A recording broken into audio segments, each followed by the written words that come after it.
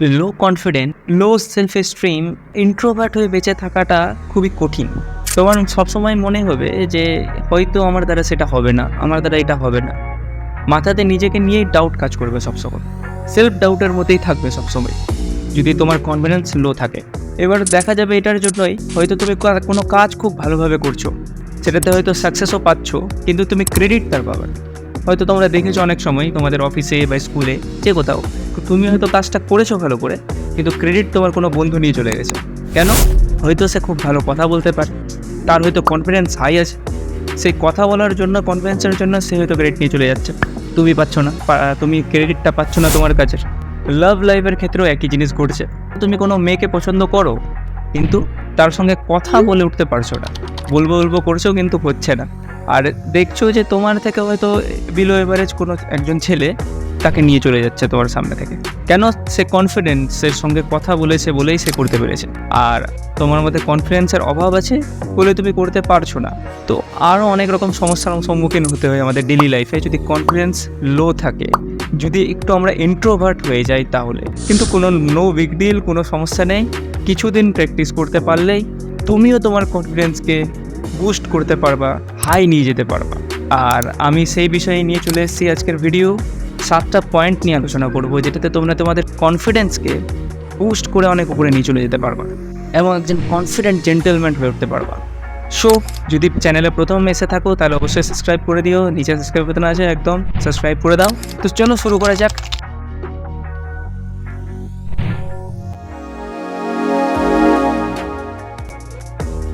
Point number 1 is dressing. Yes, dressing and grooming. Confidence boost করার জন্য এটা সব থেকে ইম্পর্টেন্ট পার্ট। কিছুদিন আগে পর্যন্ত আমিও সেই একই লেভেলে ছিলাম, কনফিডেন্স খুবই কম ছিল আমার, কিন্তু কনফিডেন্সকে এখন আমি অনেকটা বাড়াতে পেরেছি। তার পিছনে একটা অনেক বড় কারণ হচ্ছে ড্রেসিং। তো সবসময় ড্রেসিং ভালো করো, ভালো ড্রেস করো। ভালো ড্রেস ইন দ্য সেন্স নতুন ড্রেস বা দামি ড্রেস সেটা না। ভালো ড্রেস মানে হচ্ছে ড্রেসটা ফিটেড হবে। ফিটেড মানে তোমার বডি টাইপের অনুযায়ী ফিটিংস থাকবে ড্রেসের ঠিকঠাক। তোমার বডি যেমন ড্রেস থাকবে তেমন, না বেশি টাইট না বেশি লুজ, একদম তোমার বডির অনুযায়ী ড্রেস থাকবে ফিটিংস। কালার কম্বিনেশন ইউজ করো ড্রেসের মধ্যে ভালো, লাইট কালারের সঙ্গে ডার্ক কালার যায়, ডার্ক কালারের সঙ্গে লাইট কালার যায়, কম্বিনেশনগুলোকে ইউজ করো। যেখানেই যাও ভালো ড্রেস পরে যাও, ভালো একটা ফ্রেগরেন্স যেন আসে তোমার বডি থেকে, তো ভালো একটা ফ্রেগরেন্স ইউজ করো। তার সঙ্গে হেয়ার স্টাইলকে অন দ্য পয়েন্ট রাখো সবসময়, আর নিজের ফেস টাইপ অনুযায়ী হেয়ার স্টাইল করো। হেয়ারটাকে ওইভাবেই ট্রিম করাও ফেস টাইপ হিসাবে, যেটা তোমার উপর শ্যুট করবে, যেটা তোমাকে দেখতে ভালো লাগবে। এবং যদি বিয়ার্ড আছে তোমার, তো বিয়ার্ডকে ট্রিম করে রাখো। সপ্তাহে একদিন অবশ্যই বিয়ার্ড ট্রিম করবা, তাহলেই দেখবে যদি তুমি তোমার লুক ইমপ্রুভ করতে পারো, তাহলে তোমার অটোমেটিকলি একটা কনফিডেন্স আসবে সেই লুকের জন্য। যখনই তোমার দুজন মানুষ ভালো বলবে, তোমাকে দেখতে ভালো লাগছে, তুমি আজকে ভালো জামা কাপড় পরেছো বলে দেখতে ভালো লাগছে, অটোমেটিকলি তোমার কনফিডেন্সকে বুস্ট করবে তোমার মধ্যে। আর তোমার লুক যেমনই হয়ে থাকুক না কেন, অ্যাভারেজ থাকুক, খুব ভালো থাকুক, নিজের মতো করে দেখতে ভালো, সবাই স্মার্ট দেখতে, শুধু সেটাকে ড্রেসের মাধ্যমে প্রকাশ করতে হবে। আর নিজের লুককে নিজের মতো বেস্ট তৈরি করো, সবসময় নিজের স্টাইল ক্যারি করো, তাহলে অটোমেটিকলি তোমার কনফিডেন্স লেভেল খুব হাই হবে। আর তোমরা যদি এই বিষয়ে মানে ড্রেসিং অ্যান্ড গ্রুমিং বিষয়ে যদি আরও বিস্তারিত বা ডিটেলে জানতে চাও, তাহলে অবশ্যই আমাকে কমেন্ট করবা। এর পরের ভিডিও আমি এই বিষয়ে বানিয়ে দেবো একটা ডিটেলে, কীভাবে তুমি নিজের ড্রেসিংকে আর গ্রুমিংকে একদম দারুণভাবে উপরে নিয়ে যাওয়া। সো নেক্সট পয়েন্টে আসা যাক। আমাদের পয়েন্ট নাম্বার 2 হচ্ছে ডেইলি ওয়ার্কআউট। ইয়াস, খুব ইম্পর্টেন্ট জিনিস ডেইলি ওয়ার্কআউট। ডেইলি ওয়ার্কআউট করতেই হবে। আমি সেটা বলছি না যে জিম গিয়ে করো, জিম গেলে খুবই ভালো। যদি জিম না যেতে পারছো তো অবশ্যই বাড়িতে 30 মিনিটস টাইম দাও নিজের ওয়ার্কআউটের জন্য। এবার ওয়ার্কআউট করলে কী হবে, ডেইলি ওয়ার্কআউট করলে আমাদের মাইন্ড সবসময় রিল্যাক্স থাকে। মাইন্ড রিল্যাক্স থাকলে মাইন্ড ভালো থাকবে, বডি ফিট থাকবে।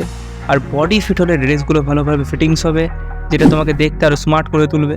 আর কনফিডেন্স অটোমেটিকলি বুস্ট হবে। আর তার সঙ্গে বডিতে এনার্জি থাকবে সবসময়। মাইন্ড ফ্রি থাকলে ভালো মুডে কাজ করা যাবে। যদি আমরা ভালো মুডে কাজ করি তাহলে সেটা অবশ্যই খুব ভালো হবে কাজটা, আর সেই কাজের জন্য তুমি কনফিডেন্স পাবে, তো তোমার কনফিডেন্স অটোমেটিকলি বুস্ট হবে। তো অবশ্যই ডেইলি ওয়ার্কআউট করো, রানিং করো বা জিমে যাও বা যেটাই হোক, যোগা করো, কিন্তু ওয়ার্কআউট করো ডেইলি ওয়ার্কআউটের মাধ্যমে বডিকে অ্যাক্টিভ করো আর নিজের কনফিডেন্সকে বুস্ট করো। তো নেক্সট পয়েন্ট হচ্ছে লার্নিং, মানে নতুন কিছু শেখো সবসময়। এবার কি শিখবে? যেটা তোমার ভালো লাগে সেটাই শিখবে। মোট কথা নতুন কিছু শেখো। এবার হয়তো কাউকে গিটার শিখতে ভালো লাগতে পারে, গিটার বাজাতে ভালো লাগতে পারে, সে গিটার শিখছে। হয়তো কাউকে অন্য কোনো ইনস্ট্রুমেন্ট বাজাতে ভালো লাগছে, সে অন্য কোনো ইনস্ট্রুমেন্ট বাজাতে শিখছে। হয়তো কাউকে ডান্স ভালো লাগছে, ডান্স শিখতে চাইছে, সে ডান্স শিখছে। কাউকে ভিডিও এডিটিং ভালো লাগছে, সে ভিডিও এডিটিং শিখছে। হয়তো তুমি ডিজিটাল ডিজিটাল মার্কেটিং শিখছো। মোট কথা কিছু না কিছু শিখো, কিছু না কিছু নতুন স্কিল যেটা তোমার একটা গুণকে বাড়িয়ে তুলবে, তোমাকে একটু আর ট্যালেন্টেড বানিয়ে তুলবে, এমন কিছু একটা শেখো। ঠিক আছে, শেখাতে ইনভেস্ট করো। তাতে কি হচ্ছে, যখনই তুমি তোমার বন্ধুদের সামনে বা কোনো মানুষের সামনে সেটাকে পারফর্ম করবে, নতুন ট্যালেন্টকে তাদের সামনে পরিবেশন করবে, তখনই তারা বুঝতে পারবে যে ইয়েস, হি ইজ কনফিডেন্ট, তার ট্যালেন্টের প্রতি কনফিডেন্ট। তখন তুমিও সেই কনফিডেন্সটা নিজের মধ্যে অনুভব করতে পারবে যে আমি কিছু নতুন শিখেছি এবং সেটার জন্য আমি কনফিডেন্ট অনুভব হচ্ছে। তোমার কনফিডেন্স অটোমেটিকলি বুস্ট হবে তার জন্য। তো অবশ্যই যখনই টাইম পাবে নতুন কিছু শেখো। তো 4 নাম্বার পয়েন্ট হচ্ছে keep distance from negative people. মানে তোমরা অবশ্যই দেখে হবা, নোটিস করে থাকবা যে আশেপাশে আমাদের প্রচুর এমন মানুষ থাকে যারা খুবই নেগেটিভ কথাবার্তা বলে। হয়তো তোমাকেও বলে হবে কোনো না কোনো সময় যে তোর দ্বারা হবে না, তুই পারবি না। তাদের সব কিছুতেই কোনো না কোনো খুঁত থাকে, বের করতেই হবে তাদেরকে, কোনো না কোনো প্রবলেম সব কিছুতেই দেখতে পাই। সেই সব মানুষ থেকে আমাদেরকে দূরে থাকতে হবে, কারণ সেই সব মানুষ আমাদের কনফিডেন্সকে সবসময় ডাউন করে। কারণ তারা সবসময় আমাদেরকে নিয়ে নেগেটিভ কথা বলবে, আমাদেরকে দেখাবে যে আমরা কি পারি না, আর আমাদের কনফিডেন্সটাকে লো করে ফেলবে। সেটা তো হতে পারে তোমার ফ্রেন্ড সার্কেলের মধ্যেও কেউ থাকতে পারে। যদি এমন কেউ থাকে তো তাদের থেকে ডিস্টেন্স বজায় রাখো, ডিস্টেন্স তৈরি করো, আর নিজের সার্কেলকে চেঞ্জ করো। যদি তোমার এইরকম নেগেটিভ সার্কেল থাকে তাহলে সেটাকে চেঞ্জ করে পজিটিভ সার্কেলের মধ্যে যাও। এমন সার্কেলের মধ্যে যাও যেখানকার লোকজন তোমার কনফিডেন্সকে বুস্ট করতে সাহায্য করে তোমাকে। মানে হয়তো তুমি যদি কিছু ভুল করছো বা করেছো, সেই ভুলটা তোমাকে হয়তো সে ধরিয়ে দিচ্ছে, কিন্তু এইভাবে না যে তোর দ্বারা হবে না, তুই পারবি না। হয়তো তোমার সঙ্গে বসে পার্সোনালিভাবে কথা বলে সে তোমাকে বুঝিয়ে দিচ্ছে ব্যাপারটা, যে এই জিনিসগুলো হয়তো ভুল হচ্ছে, এগুলো ঠিক করে দাও। তো এটা হচ্ছে পজিটিভ অ্যাপ্রোচ।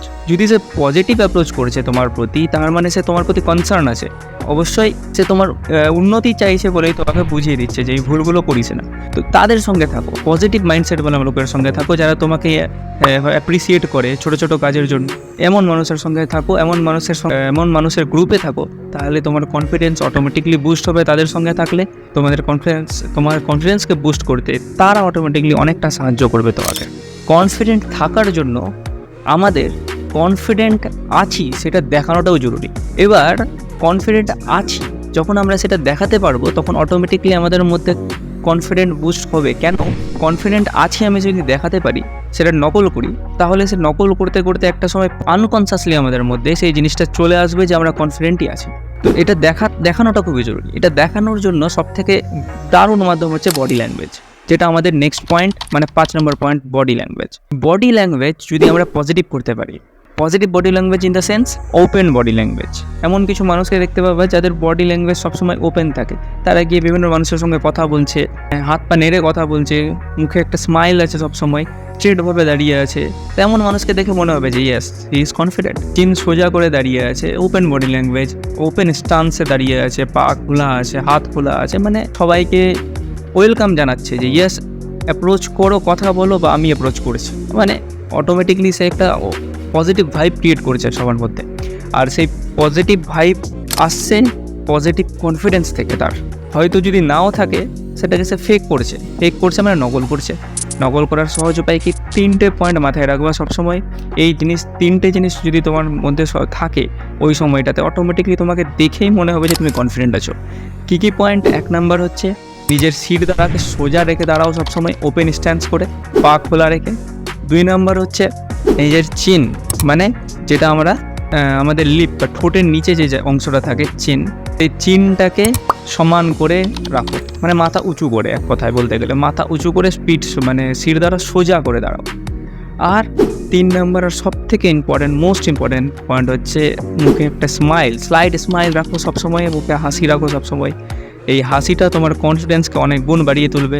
আর এই বডি ল্যাঙ্গুয়েজকে যদি তুমি যদি থাকো, তাহলে তোমার কনফিডেন্স অটোমেটিকলি বুস্ট হবে, আর মানুষ তোমাকে কনফিডেন্ট মানুষ হিসাবেই দেখবে। এটার জন্য এই 3টে পয়েন্টকে সবসময় একদম মাথায় রাখো। এবার হচ্ছে যদি আমাদের মধ্যে সেলফ ডাউট তৈরি হয়ে যায়, তাহলে আমরা হয়তো কনফিডেন্স দেখাতেও পারবো না, আর কনফিডেন্স থাকবেও না আমাদের মধ্যে। সো আমাদের নেক্সট পার্ট হচ্ছে সেলফ ডাউট।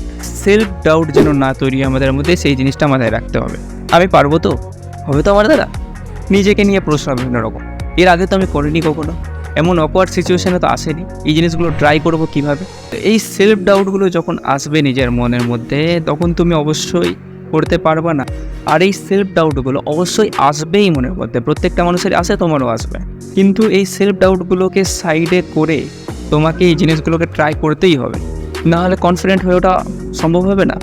আর এমনিতেই তো যখন আমি করছি না, তখনও তো হচ্ছে না কিছু, তো একটু সাইডে রেখে করাই যাক না, করে দেখো, কনফিডেন্ট অবশ্যই হবা। আর সেলফ ডাউটগুলোকে সাইডে করো। আর সেলফ ডাউট আসে কেন আমাদের মধ্যে? ফোকাসের অভাবের জন্য। হয়তো তুমি ধরো টার্গেট দিয়েছো যে আজ 1 মাসের মধ্যে আমি 10টা চ্যাপ্টার কমপ্লিট করবো বইয়ের। তুমি একটা টাইম বাউন্ড করেছো যে এখান থেকে এখানে পর্যন্ত পড়বো আর চ্যাপ্টারগুলো কমপ্লিট করবো। কিন্তু ওই টাইমটাতে তুমি কী করছো?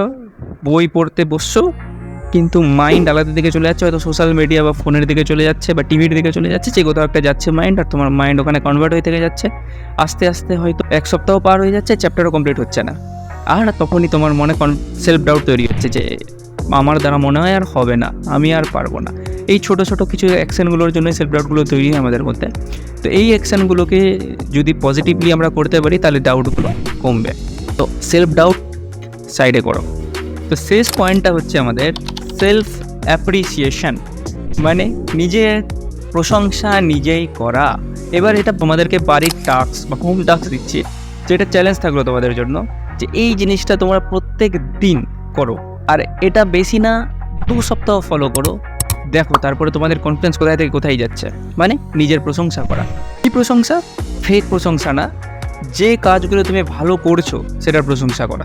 আর এটা সকালবেলা উঠেই প্রথম কাজ হচ্ছে তোমার আয়নার সামনে দাঁড়িয়ে আগের দিনে যে কাজগুলো তুমি ভালো করেছো সেটার প্রশংসা করা।